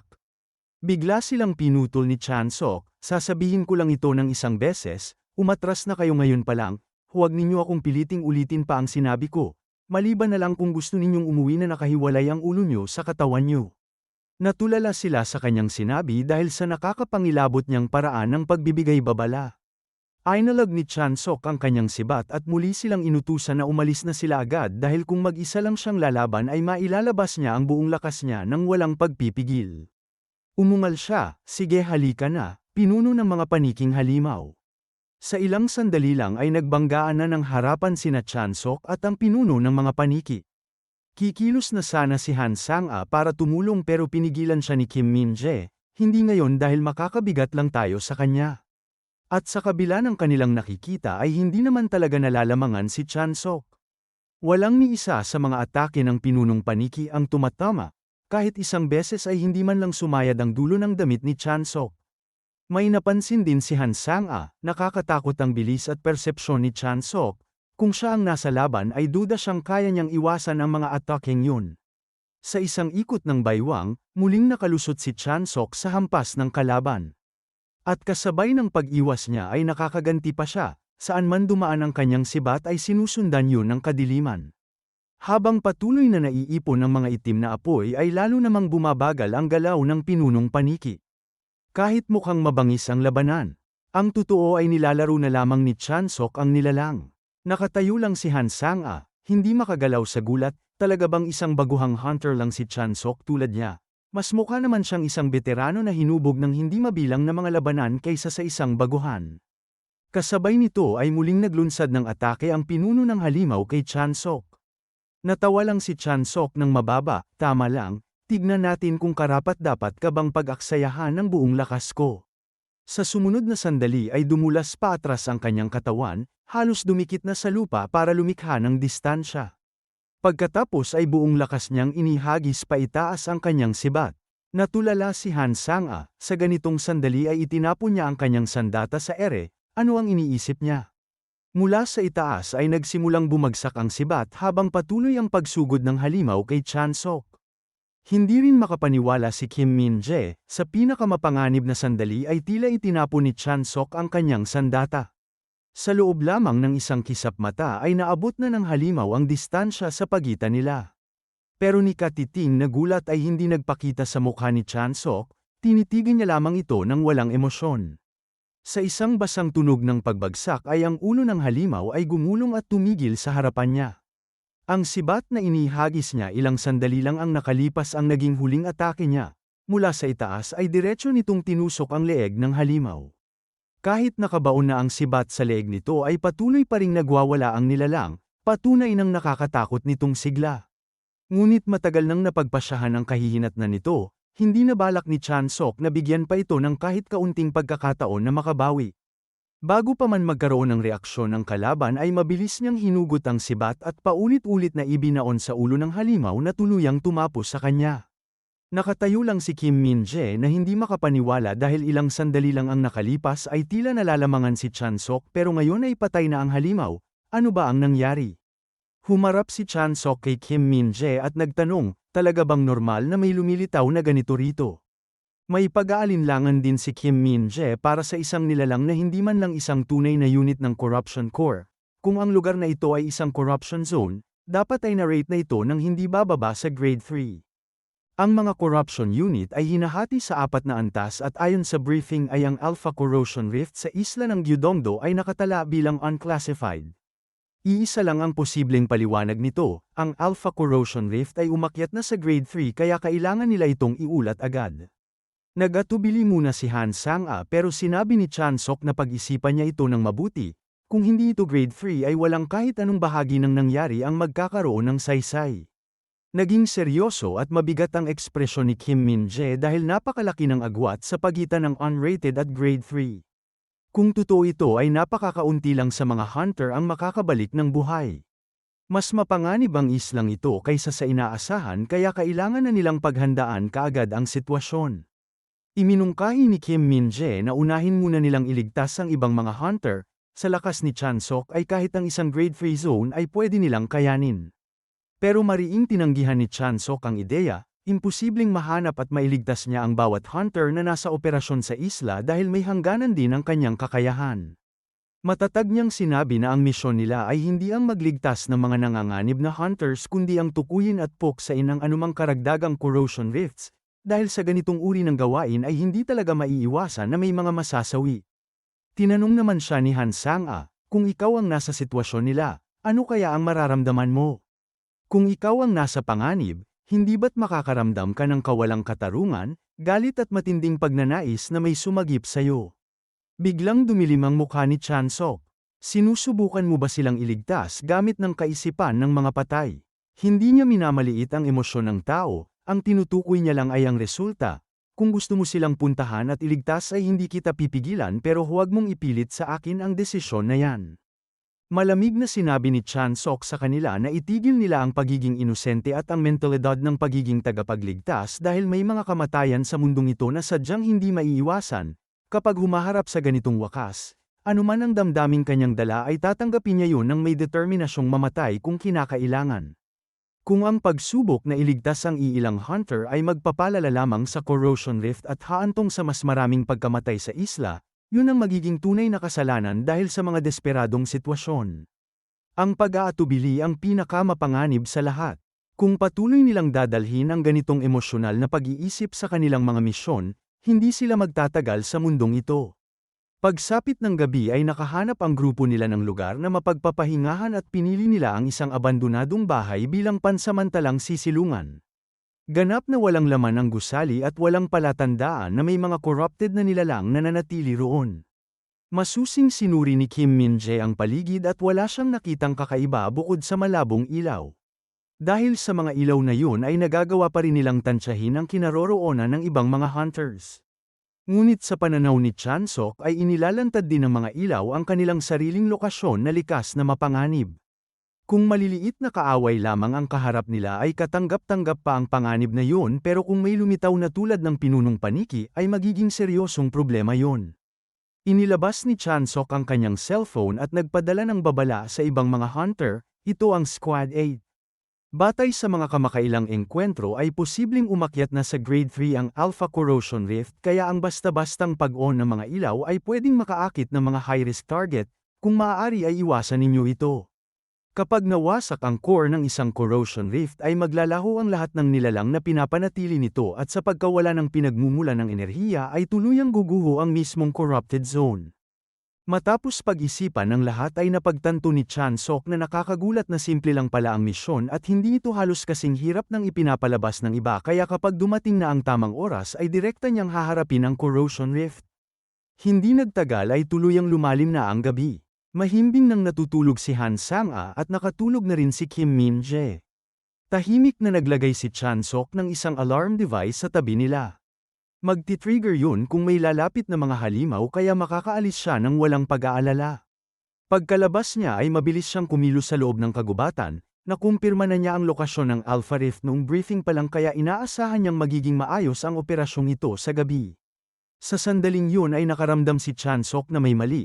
May gumagalaw sa unahan ng kagubatan, kaya bigla siyang huminto at tumingin sa direksyon nito. Isang pamilyar at nakakakilabot na halakhak ang umalingaw-ngaw sa pagitan ng mga puno. Dumilim ang ekspresyon ni Chansok, alam na niyang masyadong naging mapayapa ang lahat at gaya ng inaasahan ay may mali nga. Walang pag-aatubili na pinasiklab na niya ang kanyang mga apoy. Pero nung humarap siya sa banta ay napagtanto niyang hindi ito ang halimaw na inaasahan niya. Ang nilalang sa harap niya ay isang bagay na hindi pa niya kailanman nakita. Ang dambuhalang katawan nito ay matayog na nakatayo sa ibabaw niya at higit na mas malaki kaysa sa anumang pwedeng ikumpara sa pinunong paniki. Kasabay nito ay sumiklab ang isang emergency sa headquarters ng Hunter Association, tuluyang naglaho ang mga signal mula sa ilang miyembro ng Squad 5 at ipinagpalagay na patay na sila. Nabigla ang management at ang mas malala pa ay sunod-sunod nang pumasok ang mga ulat ng karagdagang mga nasawi mula sa iba pang mga squad. Buwisit, ano ba talaga ang nangyayari sa lugar na yon? Nagmadaling tumakbo ang opisyal na namamahala patungo sa communication center, humihiling ng agarang reinforcement at naglabas ng isang high-priority distress call para sa lahat ng hunter sa loob ng zone. Ilang sandali lang ang lumipas nang pumasok ang isa pang alert. May isang tao ang mabilis na lumalapit sa kinaroroonan ng Alpha Corrosion Rift Core. Agad na inutusan ng leader ang kanyang koponan na kontakin ang hunter na yun at sabihing huminto na siya agad dahil anuman ang naghihintay sa unahan ay lubha itong mapanganib. Pero nang dumating ang data ng pagkakakilanlan nito ay natigilan silang lahat dahil ang hunter na patungo sa Alpha Core ay si Chansok ng Squad 8, ibig sabihin nito ay malamang siya ang unang nakahanap sa Corrosion Rift Core. Agad na iniutos ng leader ang direktang koneksyon sa terminal ni Chansok upang kumpirmahin ang kanyang kalagayan dahil ang pag-escalate ng isang corrosion core sa kalagitnaan ng operasyon ay hindi pa kailanman nangyari noon. Sa gitna ng kaguluhan ay si Chansok ang unang nakapansin ng anomalya at sumugod patungo sa core, kaya kailangan siyang bantayan ng mabuti. Mabilis na kumonekta ang feed sa screen at makikitang si Chansok ay nasa gitna ng labanan. O mas tamang sabihing tumatakbo siya para sa kanyang buhay habang walang tigil na hinahabol ng isang halimaw. Mas malakas ang nilalang kaysa sa inaasahan niya at nakakatakot ang bilis nito. Pagkatapos umalingaw-ngaw ang boses ni Chansok sa channel ng Hunter Association ay sobrang lakas ng halimaw na nasa likuran niya. Ang pagiging buhay pa niya sa puntong yun ay purong swerte na lamang. Habang tumatakbo ay nagmura si Chansok ng malakas. May mga taong naka-assign ba talagang magsiyasat sa lugar na ito? Paano nangyaring walang kahit anong babala? Pagbalik niya ay isusubo niya raw ang corrosion core sa lalamunan ng bawat isa sa kanila. Ang biglang paglabas ng damdamin ni Chansok ay nagdulot ng awkward na tinginan sa mga staff ng Hunter HQ. Sa huli ay nagpasya silang i-mute ang kanyang terminal dahil sapat nang nakumpirma nilang buhay pa siya. Alam ni Chansok ang kanyang mga hangganan, sa kasalukuyan niyang estado ay imposibleng mapapaslang niya ang halimaw ng direkta gamit lamang ang kanyang lakas, kaya ang natatanging opsyon niya ay dahan-dahang pahinain ito at tapusin sa isang matinding atake ng sibat. Ngunit ang nilalang sa harapan niya ay ganap na hindi angkop sa lahat ng pwedeng asahan dahil wala itong kahit anong palatandaan ng pagkapagod. Sa naunang laban niya sa pinunong paniki ay nakagamit si Chansok ng sobrang dami ng mana mula sa isla ng Gyudongdo kaya labis niyang napahina ang kalaban. Ibig sabihin ay hindi na niya pwedeng iwanan ang isla ngayon kaya kailangan niyang maghanap ng lugar para mabilis na maibalik ang kanyang mana. Sa sandaling yun ay tumalib ang kanyang mga mata dahil natagpuan niya ang eksaktong hinahanap niya. Sa unahan niya ay may isang itim na butas ang bumukas sa lupa na parang walang katapusang kailaliman. Walang pag-aatubiling lumundag si Chansok diretso sa loob. Habang bumabagsak ay lumingon pa siya at nilait ang dambuhalang nilalang sa likuran niya. Sinasabing magmadali na ito dahil mayroon siyang nais na suriin. Kasabay nito ay biglang nawala ang signal ni Chansok sa mga monitor ng Hunter HQ. Simple lang ang dahilan, pumasok na siya sa Alpha Corrosion Core. Nang dumating ang ulat ay namula ang mukha ng leader sa takot. Masama ang sitwasyon, napakasama. Pagpasok niya mismo sa core ay napagtanto ni Chansok na mas malinis ito kaysa sa inaasahan niya at halos wala pa siyang nakikitang kumakalat na corrosion. Nakakunot noo na siya dahil ayon sa datos ay kahit ang unclassified at grade 3 corrosion cores ay hindi kumakalat ng ganito kabilis kaya gaano naman kalala ang grade 1 at grade 2. Ilang sandali lang ang lumipas ay pinawi ni Chansok ang hangganan ng corrosion rift, ang naghihintay na sa kanya ay ang tunay na banta, ang totoong malakas na kalaban. Hindi siya yung tipo na nahuhumaling sa isang laban pero kapag may bagay na patuloy na nag-uudyok sa kanya ay mauubos din ang kanyang pasensya. Dahan-dahan nang hinigpitan ni Chansok ang pagkakahawak niya sa kanyang sandata. Isa sa pinakamalalang depekto ng Paradox Flame ay ang hindi makontrol na pagkalat nito na nakakaapekto sa lahat ng buhay maliban lang kay Chansok. Pati na rin ang mga kakampi niya, kaya ito ang dahilan kung bakit nakakatakot at mapanganib ang Paradox Flame. Kapag lumampas ito sa antas na hindi na niya kayang kontrolin ay wala na siyang magagawa kundi itigil ang paggamit nito, hindi maiiwasan ang limitasyong yun. Sa sandaling yun ay lumitaw ang isang halimaw sa harapan niya, walang pag-aatubiling tinusok ni Chansok ang kanyang sibat. Isang malakas na sigaw ang pinalabas ng nilalang bago ito tuluyang tumahimik. Tahimik na napangiti lang si Chansok. Tapos na ang trabaho ko. Aktibo na niyang sinimulan na sipsipin ang mana mula sa hangin sa paligid, ginagabayan ito sa kanyang katawan, kinukumpris at iniimbak. Dumaloy ang enerhiya sa bawat sulok ng kanyang katawan, pinapalawak at pinapatatag ang mga daluyan niya.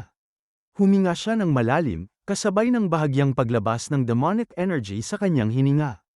Kamangha-mangha ang resulta, lagpas pa sa kanyang inaasahan. Biglang nagsimulang mabasag ang kalangitan sa iba't ibang bahagi. Tumingala si Chansok, hindi nagpapakita ng anumang pagkabahala, mukhang may mga paparating pa. Ilang sandali lang ay lumitaw ang mga halimaw na kapareho ng mga naunang nilalang na nanggaling sa rift. Sa kasamaang palad para sa kanila ay huli na ang lahat dahil nakumpleto na ang refinement ng katawan ni Chansok at ang antas ng mga kalaban na ganito ay hindi na nagdudulot sa kanya ng pagkaabala. Tatlong halimaw ang diretsyong sumugod kay Chansok at sa isang mabilis na pag-ikot ng kanyang sibat ay ngumisi lang siya at sinabing wala talaga kayong utak, akala nyo ba may silbi pa ang bilang ninyo? Sa sumunod na sandali ay ang biglang pagsabog ng mana mula kay Chansok ang pumaslang sa mga halimaw. Wala ni isa ang nakalapit sa kanya. Mas malakas na si Chansok ng ilang beses kaysa dati pero kumpara sa kanyang kapangyarihan sa ibang mundo ay kulang pa rin ito, halos nasa 1% pa lamang siya sa dating lakas niya. Sa sandaling yun, isang anino ang lumitaw sa likod niya at naglunsad ng palihim na atake. Napuno ng kilabot si Chansok, kailan ito nakalapit sa akin? Halos kasabay ng pagtama ng atake ay nakaatras na si Chansok. Ang nilalang ay may anyong tao na may ulo ng daga at malinaw na nasa ibang antas ang corrosion core nito. Sa halip na matakot ay naintriga pa si Chansok, iniisip kung ilang sunod-sunod na atake ang kayang tiisin ng halimaw na ito. Sa sumunod na segundo, sumugod si Chansok. Umiikot ang kanyang sibat na may napakalakas na puwersa. Umatake na siya pero hinarang lang ito ng daga ng diretso at pinagtawanan pa siya. Sinabi ng nilalang na masyadong mabagal ang atake mo. Ang hindi nito alam ay hindi pa yun ang pinakamabilis na atake ni Chansok pero sapat na ang atake niya para sirain ang sandata ng kalaban. Nakatuon ang tingin ni Chansok at tahimik niyang sinabi ang dual orbit spear. Sa sumunod na sandali ay napalipad palayo ng kanyang mana ang nilalang. Agad niyang sinamantala ang pagkakataon at pinabagsak ito bago pa man ito maintindihan kung ano ang nangyari. Ang dual orbit spear ay teknik ni Chan Sok kung saan ang bawat atake nito ay nag-iiwan ng asul na landas na perpektong inuulit ang unang atake ng 4 beses. Kung susundan lamang ni Chan Sok ang mga trajectory para umatake ay magiging isa lamang itong teknik na nag-uugnay ng 4 na atake pero ang kanyang teknik ay ganap na naiiba sa mga sunod-sunod na atake. Ang kanyang asul na trajectory ay kayang umatake ng mag-isa lang, nagiging parang magkakambal na demonic boomerang na halos imposibleng iwasan. Laban sa ganitong uri ng naantalang sunod-sunod na atake, walang nakita si Chan Sok na kahit na anong nakatagong huling baraha na pwedeng gamitin ng daga na kalaban niya. Hindi nagtagal ay muli niyang inatake ang daga na halimaw, sa tuwing may nakikita siyang kahinaan nito ay agad na umaatake si Chan Sok. Ngayon ay panahon na para wakasan ang lahat. Sa sumunod na segundo ay naglunsad si Chan Sok ng walang humpay na sunod-sunod na atake. Ang bawat atake ay umalingaw-ngaw ng 4 na beses, itinutulak ang katawan ng nilalang sa hangganan ng pagbagsak. Hindi nagtagal ay naputol na pati ang ulo nito sa kalahati kaya nakatiyak na si Chan Sok na ito na lamang ang katapusan ng kalaban. Habang naghahanda si Chan Sok na ipagpatuloy ang kanyang atake ay biglang may lumitaw na isang kahon sa kanyang kamay. Dahan-dahan niya itong binuksan. Sa sandaling nakita niya ang laman ay tuluyan siyang nanigas. Samantala ay nagkakagulo na sa headquarters ng Hunter Association habang kumakalat ang mga corrosion rift mula sa gitna ng isla ng Gyudongdo, habang sunod-sunod na nawawala ang signal ng mga squad. Sa harap ng eksenang ito ay natigilan ang leader dahil lubhang lumala ang mga pangyayari kaysa sa kanyang inaasahan. Napuno ng kawalan ng pag-asa ang kanyang mga mata, ito na ba talaga ang katapusan? Kung walang milagro ay wala silang magagawa kundi manatiling nakamasid habang unti-unting napupuksa ang mga hunter. Sa sandaling yun ay sumigaw ang isang staff, "Sir, kailangan niyo itong makita." Ipinagpatuloy niya ng may kagyat na tono, may mensahe ang kagagaling lang sa isang hunter na nasa loob ng rehiyon ng Alpha Core. Agad na itinuro ng leader ang feed sa pangunahing screen kung saan ang bawat channel ay ipinapakita ang mensahe mula kay Chan Sok. Kinumpirma ng mensahe na nawala na ang signal ng corrosion core, tuluyan na itong nawasak at ang lahat ng corrosion entities na nakasalubong ng mga hunter ay naglaho na. Nang makita niya ito ay halos hindi makapaniwala ang leader, saksi siya sa isang milagro gamit ang kanyang sariling mga mata. Pagkatapos ipadala ang mensahe ay huminga na ng malalim si Chan Sok.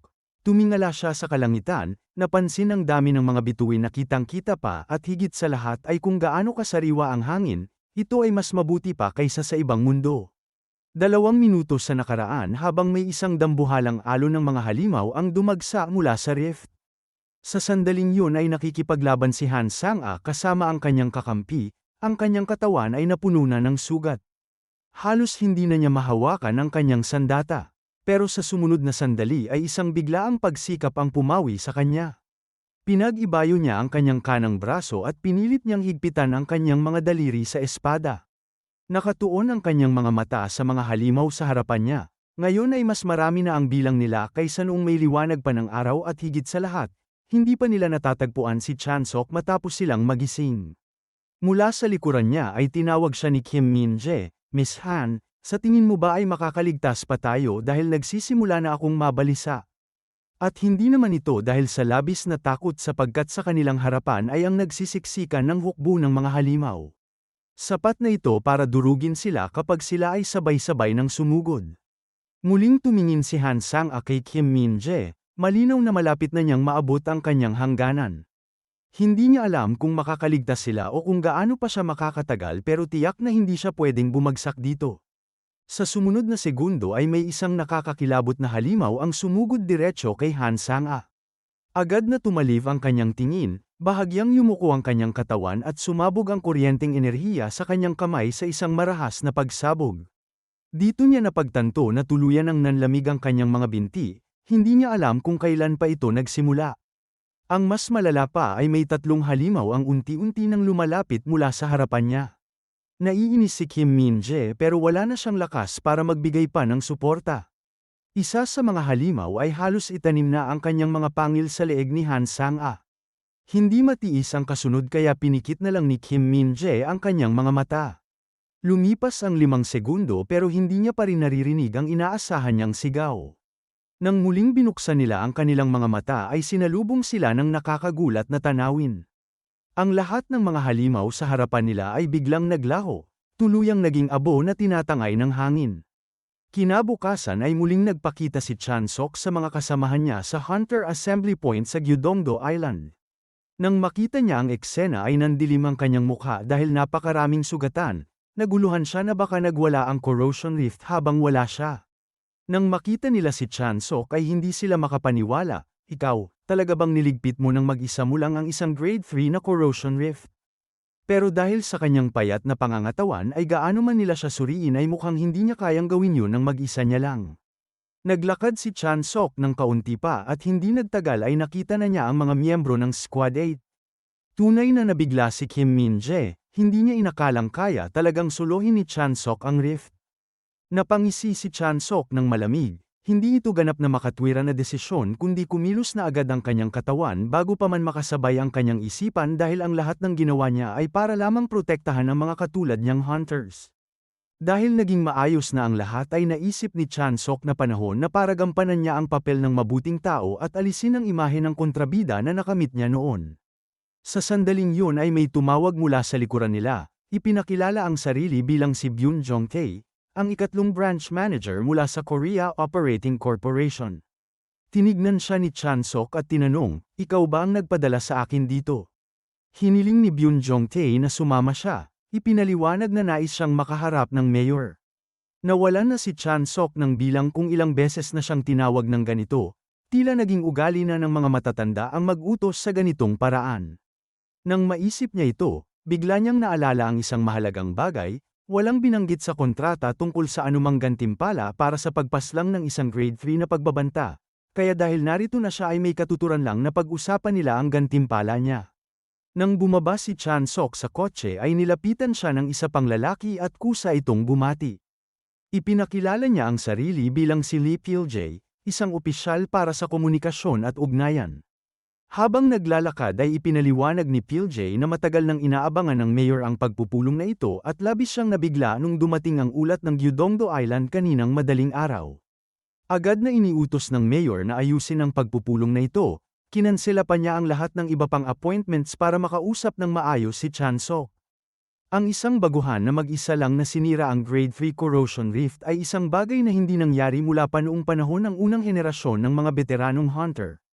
Hindi naman inaasahan ni Chansok na marinig na may isang tao sa malayong nakaraan ang nakagawa na rin ng parehong tagumpay niya kaya nakakatiyak siyang isang pambihirang tao yun. Ilang sandali lang ang lumipas ay nakarating na si Chansok sa opisina ng mayor. Isang bahagyang matabang lalaki ang lumitaw sa kanyang harapan at masayang nakangiti, maligayang pagdating, ako si Park Gon, mayor ng lungsod na ito, paumanhin sa pagtawag sa iyo sa isang makulimlim na araw. Inanyayahan niya si Chansok sa kanyang pribadong kapehan, umaasa kung pwede silang umupo at talakayin ang mga bagay ng maayos. Bilang mayor ng Incheon ay matagal nang naging malaking pasanin para sa kanya ang Gyudongdo Island dahil tanging sa paglutas nito maaari lamang na maaprubahan ang pondo at ang pakikipag-ayos sa mga mamahaling korporasyon at guild na kilalang mahirap na gawin. Uminom lang si Chansok ng kape, tahimik na iniisip na gusto niyang pilitin ang mayor para sa isang disenteng kabayaran sa kanya. Nang malaman ng mayor na sa papel, si Chansok ay isa pa ring baguhan ay kitang-kita ang kanyang pagmamalaki. Ang reaksyon na yun ay tunay na nagpalito kay Chansok, hindi niya maunawaan kung paano biglang nagbago ang sitwasyon. Yun pala ay dahil ang Incheon ay isa sa mga pangunahing rehiyon ng bansa at dahil sa mga world-class nitong infrastruktura ng paliparan ay araw-araw na dumadaloy dito ang malalaking network ng lohistika. Bukod pa rito, ang Free Economic Zone Project ay nagbago sa mga lugar tulad ng Songdo at Chang na bilang mga internasyonal na mga syudad na umaakit ng napakaraming dayuhang mamumuhunan. Sa napakalaking kapital na umiikot sa metropolitan area ng Incheon at Kalakal na ipinapadala sa paliparan, lahat ng palatandaan ay nagpapakita na ang landas ni Chansok bilang hunter ay hindi pangkaraniwan, na halos para bang inihanda siya para magtagumpay. Sa puntong yun ay pinutol siya ni Chansok, nais niya munang linawin ang isang bagay, kung mag-aalok kayo ng suporta ng ganito kalaki ay aasahan kong may hihingin rin kayong kapalit. Halimbawa, tulungan ng isang mayor na bumababa na ang approval rating na masigurong matagumpay siya sa muling halalan. Umubo lang ang mayor at ngumiti ng magaan, talaga namang mahusay ang iyong kaalaman, ngayon ay wala ng bagay na maitatago sa mga cellphones. Nagsaliksik si Chan Sok sa internet, matatapos na ang termino ng mayor sa unang bahagi ng susunod na taon at batay sa kasalukuyang sitwasyon ng pangkalahatang opinyon ay maliit ang kanyang tsansa na manalo muli. Pumintig ang pawis sa mukha ng chairman, diretso ka talaga magsalita, wika niya, pero sa prosesong ito ay hindi mo ba kailangan ang pahintulot ng pamahalaang lungsod ng Incheon? Hindi tulad ng mga pampublikong anunsyo ay bilang baguhan ay kailangan na ni Chan Sok ang pahintulot ng mayor para makapasok sa rift at kung mahusay nila itong gagawin ay madali ring maipapakita ng mayor na siya ang nakatuklas ng isang henyo na hunter, sa huli ay maiiwan na lang si Chan Sok sa sarili niyang kwento at pwede pang mapunta sa mayor ang tagumpay. Ipinaliwanag pa ng mayor na salamat sa infrastrukturang nabanggit niya kanina ay may mga malalapit siyang ugnayan sa maraming lokal at internasyonal na korporasyon. Hinawakan niya ang isang package ng kape na nasa lamesa bilang halimbawa. Malapit nang matapos ang endorsement contract ng brand na ito at madali lang na ang mukha mo ang mailalagay sa packaging. At hindi lang nag-iisang oportunidad ang naririto para sa'yo. Sa puntong yun ay pinutol siya ni Chan Sok, tahimik ngunit matalim ang kanyang tono, mukha ba akong mura para sa'yo? Agad na namutla ang mukha ng mayor, halatang hindi siya handa sa sinabi ni Chan Sok. Nakasubaybay palagi si Chan Sok sa balita at tila ang mundong ito ay sabik na sabik para sa bagong mukha, isang taong kayang lagpasan ang kadiliman na bumabalot sa mundo. Lumalim ang kanyang tingin habang ipinagpatuloy na palagi mong sinasabi na maibibigay mo sa akin ang lahat pero yun ay mga bagay na sa huli ay kukunin ko rin para sa sarili ko. Hindi ba't parang hindi patas yun? Nag-alok ang mayor ng karagdagang mga panukala, tulad ng pagtatalaga kay Chan Sok sa isang ligtas at mataas na bayad na mga komisyon. Pero para kay Chan Sok ay ganap itong nakakabagot, kumaway lang siya ng padalos-dalos at naghanda ng umalis, hiling pa niyang iparating ng mayor ang kanyang pagbati sa kasalukuyang modelo ng brand ng kape. Pagkatapos ng lahat ay dahil sa pagtanggi ni Chan Sok ay pwede pa ring patuloy na irepresenta ng modelong yun ang brand. Samantala ay sa ilalim ng isang tulay sa ibang lugar ay may dalawang lalaki ang nasa dilim. Tahimik na nagsalita ang isa sa kanila, mukhang nabigo ang eksperimento sa Gyeongdo Island. Ang lalaking nakaluhod sa sahig ay patuloy na humihingi ng paumanhin bagamat idinagdag niyang may isa namang magandang balita. Nang marinig ang salitang magandang balita ay agad na nagpakita ng interes ang nakatayo. Ang sinasabing magandang balita ay ang isang video na iniingatan ng asosasyon mula sa Hunter Qualification Exam. Malinaw na ipinapakita ni Chan Sok na ginagamit ang Paradox Flame. Habang pinapanood ang footage ay dahan-dahang ngumiti ang lalaki, talaga namang nag-iwan ng impresyon ang baguhan na yun.